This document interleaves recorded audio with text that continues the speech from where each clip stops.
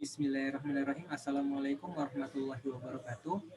Nama saya Muhammad Fajar Budiman. Pada kesempatan kali ini saya akan menjelaskan terkait dengan anestesi regional, di mana indikator-indikator atau pokok bahasan yang akan saya bahas pada video kali ini adalah yang pertama adalah pengertian dan tujuan dari anestesi regional, selanjutnya adalah jenis anestesi regional, kemudian indikasi dan kontraindikasi anestesi regional, dan juga persiapan alat anestesi regional. Baik, untuk mempersingkat waktu, saya mulai dari bahasan yang pertama, yaitu pengertian dan tujuan anestesi regional. Jadi untuk pengertian anestesi regional sendiri adalah merupakan salah satu dari subspesialisasi anestesiologi yang berfokus pada blok anestesi lokal, saraf perifer, dan neuraksis. Itu menurut Neil Joseph MND. Kemudian anestesi regional ini dilakukan dengan cara blok saraf spinal, epidural maupun periferal. Dalam anestesi regional ini hanya berfokus pada analgesi sebenarnya, analgetik atau menghilangkan nyeri pada pasien ketika operasi, sehingga pada anestesi regional ini tidak terpenuhi adanya trias anestesi seperti kalanya pada anestesi umum. Jadi hanya berfokus saja pada bagaimana cara pasien untuk tidak merasakan nyeri dengan dilakukannya blok saraf melalui saraf-saraf di tulang belakang pasien. Kemudian selanjutnya untuk tujuan dari anestesi regional sendiri, di mana seperti pengertian tadi bahwa tujuan dari anestesi regional ini untuk meminimalkan rasa nyeri pada bagian tubuh tertentu pada pasien karena terjadi blok saraf. Kemudian ada selain itu juga ada beberapa tujuan-tujuan yang bisa menjadi tujuan dari anestesi regional. Yang pertama adalah untuk menghindari komplikasi pada anestesi umum seperti trauma di area bibir atau area sekitar mulut karena dilakukannya intubasi, kemudian lebih aman karena tidak memerlukan peralatan yang lebih rumit, kemudian mengurangi mual dan muntah pos operasi pada pasien yang biasanya diakibatkan oleh anestesi umum, kemudian mengurangi sedasi juga, dan kateter infus untuk anestesi dapat dilanjutkan hingga beberapa hari periode pos operasi.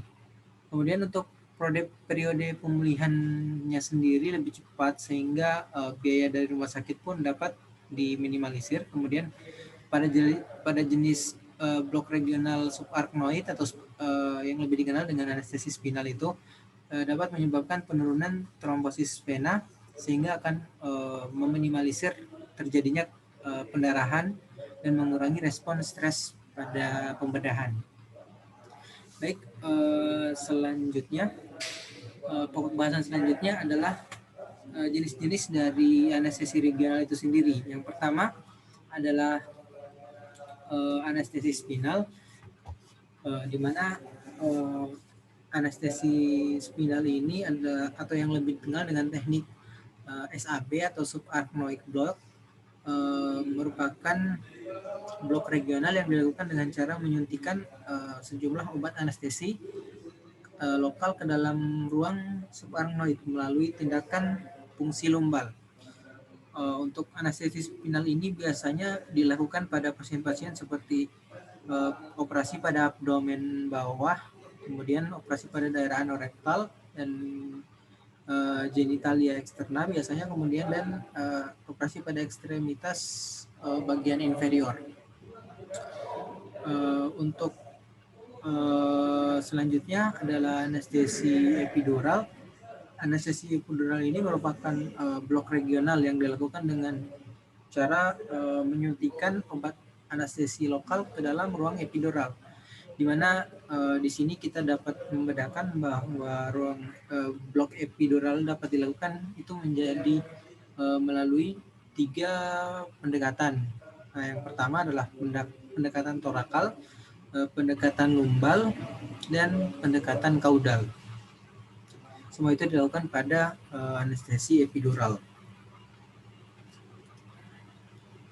Selanjutnya adalah anestesi blok saraf perifer, di mana anestesi blok saraf perifer ini sistemnya mungkin lebih sederhana daripada anestesi spinal dan anestesi epidural, di mana tindakan ini merupakan tindakan analgesi regional dengan cara menyuntikkan obat anestetik lokal di daerah perjalanan saraf yang mempersarafi daerah yang akan dieksplorasi. Pada analgesia jenis ini mungkin obat disuntikan jauh dari daerah lapangan operasi tersebut. Indikasi-indikasi dari operasi blok saraf perifer ini adalah seperti operasi di daerah ekstremitas atas, kemudian operasi di daerah tungkai bawah dilakukan pada nervus ischiadius atau femoralis.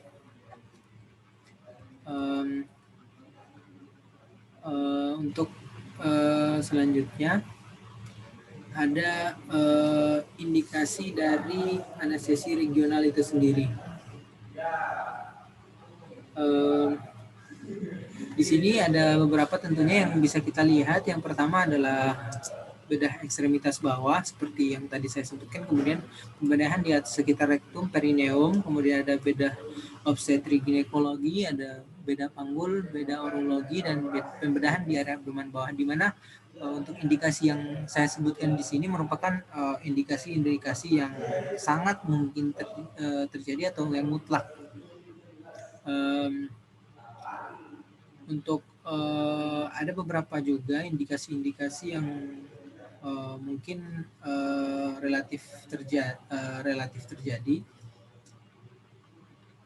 pada pasien,